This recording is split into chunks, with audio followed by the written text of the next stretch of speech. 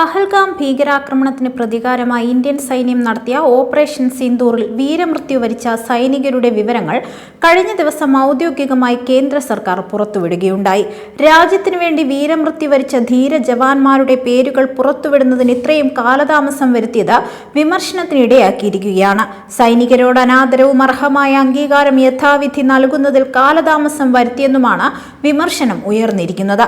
2025 April 22-നാണ് കശ്മീരിലെ പഹൽഗാമിൽ ഭീകരാക്രമണം ഉണ്ടായത്. 26 സാധാരണക്കാരുടെ ജീവൻ നഷ്ടപ്പെട്ടു. ഇത്രയും വലിയ ഭീകരാക്രമണത്തിന് കാരണക്കാരായവർക്ക് കനത്ത തിരിച്ചടി നൽകണമെന്നത് രാജ്യത്തിന്റെ ആകെ താൽപര്യമായിരുന്നു. തുടർന്നാണ് മെയ് 7-ന് പുലർച്ചെ ഇന്ത്യൻ സൈന്യം ഓപ്പറേഷൻ സിന്ദൂർ ആരംഭിച്ചത്.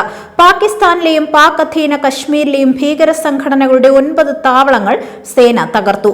മെയ് 10-നാണ് സൈനിക നടപടികൾ അവസാനിപ്പിച്ചത്. സൈനിക നടപടികൾ അവസാനിപ്പിച്ചത് തന്റെ ഇടപെടലിന്റെ ഫലമായിരുന്നുവെന്ന മോഡിയുടെ ചങ്ങാതി US പ്രസിഡന്റ് ഡൊണാൾഡ് ട്രംപിന്റെ ആവർത്തിച്ചുള്ള അവകാശവാദത്തിന് ഇന്ത്യൻ ഭരണാധികാരികളിൽ നിന്ന് ബോധ്യപ്പെടാവുന്ന മറുപടികളൊന്നും ഇതുവരെ ഉണ്ടായിട്ടില്ല. ആക്രമണത്തിൽ നൂറുകണക്കിന് ഭീകരരെ വധിച്ചെന്ന ഓപ്പറേഷൻ സിന്ദൂർ സംബന്ധിച്ച് പ്രസ് ഇൻഫർമേഷൻ ബ്യൂറോ പുറത്തിറക്കിയ വാർത്താക്കുറിപ്പിൽ അറിയിച്ചിരുന്നു. പക്ഷേ ഇന്ത്യൻ സൈനികരുടെ വീരമൃത്യു സംബന്ധിച്ച പരാമർശങ്ങൾ ഉണ്ടായില്ല. മാത്രമല്ല, പഹൽഗാം ഭീകരാക്രമണം, ഓപ്പറേഷൻ സിന്ദൂർ ഉൾപ്പെടെ വിഷയം 2025 ജൂലൈയിൽ പാർലമെന്റിൽ ചർച്ച ചെയ്തപ്പോഴും ഇക്കാര്യം പരാമർശിക്കുവാൻ പ്രധാനമന്ത്രിയോ മന്ത്രിമാരോ തയ്യാറായില്ല. ഇന്ത്യൻ ഭാഗത്ത് ജീവഹാനി ഉണ്ടായില്ലെന്ന് ബോധ്യപ്പെടുത്തുന്ന പരാമർശങ്ങൾ പ്രതിരോധ മന്ത്രി രാജ്നാഥ് സിംഗിൽ നിന്ന് ഉണ്ടാകുകയും ചെയ്തു.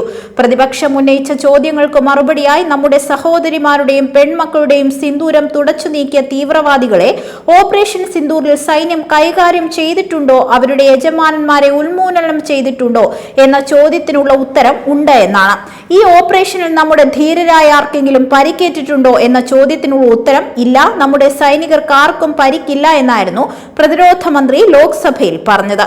അത് കഴിഞ്ഞ് ഏകദേശം 1 വർഷമാകുമ്പോഴാണ് ന്യൂഡൽഹിയിലെ നാഷണൽ വാർ മെമ്മോറിയലിന്റെ റോൾ ഓഫ് ഓണർ വിഭാഗത്തിൽ സൈനികരുടെ പേരുകൾ ഉൾപ്പെടുത്തി ഓപ്പറേഷൻ സിന്ദൂറിൽ 6 സൈനികർക്ക് ജീവൻ നഷ്ടമായെന്ന വിവരം കേന്ദ്ര സർക്കാർ അറിയിച്ചിരിക്കുന്നത്. സ്മാരകത്തിലെ മതിലിൽ ഇവരുടെ പേരുകൾ കൊത്തിവെക്കുകയും ചെയ്തു. വീരമൃത്യു വരിച്ച ജവാന്മാരോടുള്ള ആദരവ് രേഖപ്പെടുത്തുന്നതിനുള്ള അവസരം ഇല്ലാതാക്കുകയാണ് ഈ നടപടിയിലൂടെ എന്നതാണ് പ്രധാന വിമർശനം. വീരമൃത്യു വരിച്ചവരുടെ പേരുകൾ ഔദ്യോഗികമായി പ്രഖ്യാപിക്കാൻ BJP സർക്കാർ 1 വർഷമെടുത്തുവെന്നും ഇത് ലജ്ജാകരമാണെന്നും CPI അഭിപ്രായപ്പെട്ടു. പാർലമെന്റിന്റെ പ്രത്യേക സമ്മേളനത്തിൽ പ്രധാനമന്ത്രി നടത്തിയ പ്രസംഗത്തിൽ അവരെയും അവരുടെ ത്യാഗത്തെയും കുറിച്ച് പരാമർശിക്കാൻ തയ്യാറായില്ല. ദേശീയതയെക്കുറിച്ച് ഊറ്റം കൊള്ളുന്ന ഒരു സർക്കാർ ധീര ജവാന്മാർക്ക് അർഹമായ അംഗീകാരം 1 വർഷത്തിലധികം നിഷേധിച്ചത് ലജ്ജാകരമാണെന്ന് മറ്റു പ്രതിപക്ഷ പാർട്ടികളും കുറ്റപ്പെടുത്തുന്നു. സംഭവം വിവാദമായപ്പോൾ നേരത്തെ തന്നെ സൈനികരെ ആദരിച്ചുവെന്ന വാദം കേന്ദ്ര പ്രതിരോധ മന്ത്രാലയം ഉന്നയിച്ചിട്ടുണ്ട്. 2025 സ്വാതന്ത്ര്യ ദിനത്തിൽ ആദരിച്ചവരുടെ പട്ടികയിൽ ഇവരുടെ പേര് ഉൾപ്പെട്ടിട്ടുണ്ടെന്നാണ് പറഞ്ഞിരിക്കുന്നത്. ഇവിടെയാണ് വിവിധ ആദരവുകൾ നൽകുന്ന നൂറുകണക്കിന് പേരുകളിൽ ഉൾപ്പെടുത്തിയാൽ അത് ഓപ്പറേഷൻ സിന്ദൂർ എന്ന ജനങ്ങളും കേന്ദ്രം അവകാശപ്പെടുന്നത് പോലെ ലോകമാകെയും അംഗീകരിച്ച നടപടിയിലെ വീരമൃത്യുവിനുള്ള അംഗീകാരമാകുമോ? നേരത്തെ അത്തരമൊരു നടപടി ഉണ്ടായിട്ടുണ്ടെങ്കിൽ BJP അത് ആഘോഷമാക്കാതിരുന്നത് എന്തുകൊണ്ട് തുടങ്ങിയ ചോദ്യങ്ങൾ പ്രസക്തമാകുന്നത്. പ്രതിരോധ മന്ത്രി ലോക്സഭയെ തെറ്റിദ്ധരിപ്പിച്ചു എന്നത് വസ്തുതാവിരുദ്ധമാണെന്നും സർക്കാർ അറിയിക്കുകയുണ്ടായി. ഈ വിശദീകരണം വന്നതിന് ശേഷവും രാജ്നാഥ് സിംഗിന്റെ പാർലമെന്റിലെ പ്രസംഗ ഭാഗങ്ങൾ സമൂഹ മാധ്യമങ്ങളിൽ പ്രചരിക്കുന്നുണ്ട്. ദേശാഭിമാനവും സൈനികരെ കുറിച്ചുള്ള വാചാടോപങ്ങളും പതിവാക്കിയ സർക്കാരിൽ നിന്നാണ് ഈ നടപടി ഉണ്ടായിരിക്കുന്നത്. ഇവിടെയാണ് എന്തുകൊണ്ടാണ് ഇത്രയും നാൾ സൈനികരുടെ രക്തസാക്ഷിത്വം മറച്ചുവെച്ചതെന്ന സുപ്രധാന ചോദ്യം പ്രസക്തമാകുന്നത്. പ്രധാനമന്ത്രി ഉൾപ്പെടെയുള്ളവരുടെ മഹത്വം കുറഞ്ഞ് സൈനികരുടെ വീരമൃത്യു ആദരിക്കപ്പെടുമോ എന്ന സംശയത്താൽ ബോധപൂർവം മറച്ചുവെച്ചതാണെന്നും അനുമാനിക്കണം.